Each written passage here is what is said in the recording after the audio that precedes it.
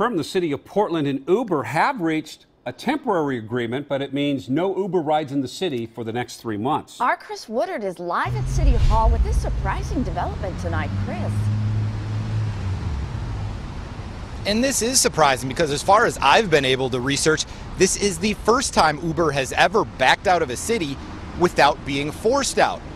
But here in Portland, they are doing it with a promise that the city will fast track their plans to get new taxi and Uber regulations that will allow all sides to coexist.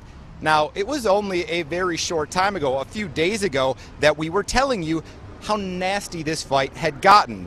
Uber frustrated with waiting. They started pickups in the city without city permission. The city said Uber was breaking the law by not following the taxi code, so they filed a lawsuit against Uber as well as sent a cease and desist order to the company.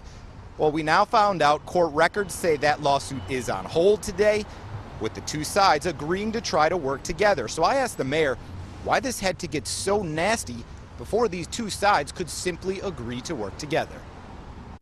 I'm sorry that it spun out this way, but Uber made a choice to start operating illegally, and we needed to act. And I think that got them back to the table and got us to move quickly on changing our regulations. And we met in a reasonable place in the middle, and that's how things ought to work out.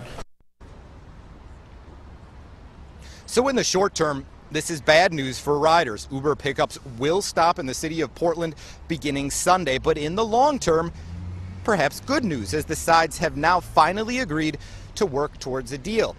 Both sides confirm that there is an April deadline here, with Uber saying if the city doesn't come up with new approved regulations that allow them to operate legally by April, they'll start operating again anyway. Live downtown, I'm Chris Woodard for KOIN 6 News.